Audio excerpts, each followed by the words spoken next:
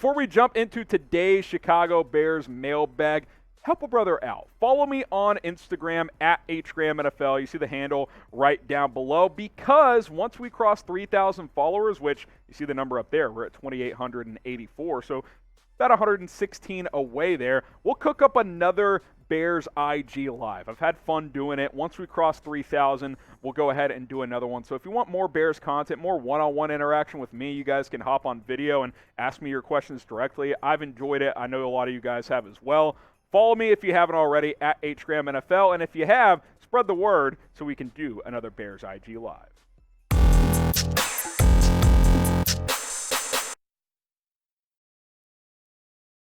Welcome in to Chicago Bears Now. I am Harrison Graham. Hit that follow button on IG like I said. It's mailbag time, so get your questions in by using hashtag Bears or Super Chat. Got to catch up on some Super Chats here. Lucas Prang wants to know, are we getting Tyler Linderbaum in the second round?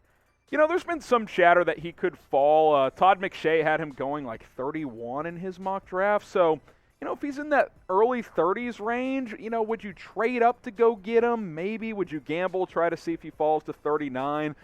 You know, if he's there at 39, I think that would be a home run pick. And you tell Lucas Patrick, hey, sorry, I know we signed you to play center, but you're going to play guard, as Tyler Linderbaum is a plug-and-play center from day one in the NFL. I don't know. I'd say one smoking Jay, he's there at 39, Lucas, but I wouldn't completely rule it out. I think it's at least a possibility. Jason Howard wants to know, I keep hearing that Poles will be patient. I get it. But then don't you risk wasting possibly 2 more years of Justin Fields? At what point do you make moves to win a ring? Well, we're 3 months into the Ryan Poles tenure, so I don't know if 3 months in you make moves to try and win a ring when they clearly view this as somewhat of a rebuild, even if it's not a long-term rebuild. Like, I don't think the Bears rebuild and the Texans rebuild is the same, for example. I view 2022 as a transition year. I think this team could have success this year, like the Philadelphia Eagles did last year. Draft some guys that can help, sign a few more players, and be competitive if your quarterback takes the next step. But I hear you. But what he doesn't want to do is overpay for guys that's going to impact the cap down the road. That's what Ryan Pace tried to do these past couple years. Get guys in here that could make you as competitive as possible when really you're a few pieces away more than you would like to admit. Relentless Mikey with another super chat. Cheers! So Mikey sent in a $10 super chat, which means I've got to take a shot of Fireball. So cheers! I'll take this shot, and then we will get to the next question as well. And I'll take those beer sips here in a moment also. It's good stuff. The boss, Jersey Jerry is a clown. Don't mess with Justin. All right. If you guys missed it, I did a video on Sunday. Mostly news and rumors related. Then at the end, I addressed this whole Jersey Jerry Barstool guy who went to a autograph and photograph thing with athletes, yada, yada, yada. He asked Justin Fields for a photo. Justin apparently rolled his eyes and was like, sure, I guess. And he thought going on Twitter and whining and bitching about it would make him look good. It did not. It backfired in a major way. So, yeah, I don't know the guy personally, but how about this? He may not be a clown overall, but it was a clown move. I'll just say that. Jonathan with the $5. Cheers. Bottoms up. How about drafting Sterling Weatherford in the 6th round? That's where he's projected to go, and I keep hearing he's a hidden gem type of player. Let me see. Let me pull him up real quick. Sterling Weatherford. He is a defensive back out of Miami of Ohio. I know this guy. Tom Downey was telling me. 6'4", 220. Yeah, he's huge. Safety, kind of corner project guy. Yeah, I mean, look, when you get to the 6th round, you know, bet on upside. Draft guys that, you know, could be impact guys down the road or might not be in the league in a couple of years. But, hey, I'm willing to gamble that late in the draft. Bobby Bell, no relation.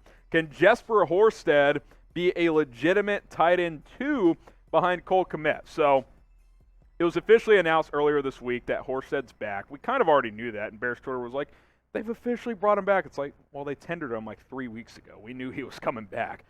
But it's official now.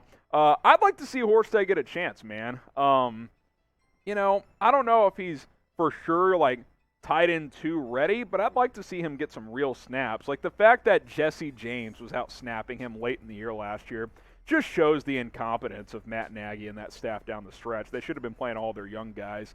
But I want to see Horstead get opportunities. I think he's got real potential as a receiving tight end. He's got that wide receiver background. He flashed in the preseason, made a couple of nice plays. That touchdown catch from Fields against the Raiders in the end zone was impressive. Yeah, I'm with you. I want to see him get a chance and see if he can prove. How about competition for tight end 2? Maybe bring in a vet, draft a guy if you want to. See what you got behind Cole Kmet. Do you want to see Jesper Horsted as the number 2 tight end? Type Y for yes, type N for no. I would like to see him get a real opportunity with this new regime. Steven, would you trade Darnell Mooney for DK Metcalf? No, and that's not because I think Mooney's better than Metcalf. I'm not necessarily saying that. But I'm saying that still doesn't really fix your problem. You still need receivers, right? Like, the point of going to get Metcalf is to pair him with Darnell Mooney. Sure, maybe Metcalf is a 10% upgrade for Mooney, maybe even more. But you still have the same stuff behind him, which is Byron Pringle, Equinemius St. Brown, and Daz Newsome. So I would not do that because you still have a needed receiver if you do that. Michael Matura, should the Bears sign a wide receiver in free agency or draft 1 or 2? Greetings from Germany. Greetings, Michael. It's awesome that Bears fans are nationwide. I think that's worth a sip in itself, so cheers. I think the answer is yes, you need more receivers. Maybe I'd sign another one and draft at least 1, if not 2, which I expect this team to do. You need more receivers on the depth chart. Michael, if you or anyone else want to represent the Bears on draft night, then why not get a Bears draft hat? Link is down below, chatsports.com/BearsDraft. We've sold a few of these, but we got plenty more to go. A couple different color styles here. I think the other one is better because you can actually read the text a little bit more. This one right here, the white cursive Chicago with the orange big letter Bears there. I think that's a pretty good looking one. Chatsports.com/BearsDraft. Snapbacks, flat bills, curve bill style, whatever your flavor is, you can pick one up today. Chatsports.com/BearsDraft. Josh Acers, appreciate the $5. What do you think of Wan'Dale Robinson from Kentucky in the draft? First of all, cheers. I like him. I don't know if he's a gadget guy or if he's like a legit receiver, but he's explosive as hell. Now he's small. He's like 5'8". But I think he can be a legit slot in the NFL. He can give you some probably kick return ability as well. Super quick, super fast. I think he would fit what this team wants at the wide receivers position, which is speed and explosion. So, is round 3 too early? 71 overall? It probably is a little early, but you don't have a 4th-round pick. I don't think he'll be there in round 5. He'd probably be a guy, if you traded down and got an extra 3rd or an early 4th, he'd be a guy to target around, pick 100, pick 110. Wolfroom 37, do you see the Bears trading up into the 1st round? I really don't, man. I won't rule it out. One smoking Jay. It's barely true. It's possible, but realistically, trading down's way more likely because you only have 6 picks. You got a lot of roster spots to fill, so unless you are just super convicted in a specific player and you feel like you have to have them, I don't see this team trading up. They're not in a position right now to trade up. They really aren't. So I don't think it's very likely. I think trading down is way more likely. Matthew Creel, if both are available, do we get Pickens or Watson? George Pickens, Christian Watson. Gosh. I don't know, man. Watson, his testing was so off the charts, but I think he's still raw as a player. I think Pickens is more established, but he's got more injury history, so both have pros and cons. I'd probably lean Pickens, but it's close. You could talk me into either guy.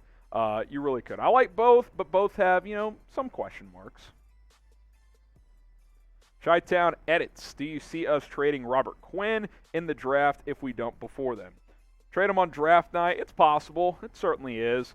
I think trading him overall is still in that 2 smoking J range. It's a possibility. If Pole's got the right offer, I think he'd consider it. I think it depends. As I got something stuck there, a little allergy issue. It depends on value, right? Like, I don't think Poles is just going to kick him to the curb for a 4th or 5th round pick. If a team comes calling and says, hey, we'll give you a 3rd, that could talk him into it. So we'll see what happens. He's already traded Khalil Mack, so we'd be naive to think he wouldn't consider trading Robert Quinn. Who is your favorite Bears player ever? Could be a current guy, but an all-time great is really what I'm looking for here. Let me know in the comments. We'll get some shout-outs here in a little bit. Jacob Howland, do you think the best draft strategy for our day 2 picks is to go best player available? In general, that's what I think, but it's all relative because every team makes their big board, even with positions from, with players from positions that they aren't, desperately needing. Like even the Bears will have quarterbacks on their big board. Doesn't mean they're going to draft one, though. In fact, I'd be shocked if they did, even with one of their late picks.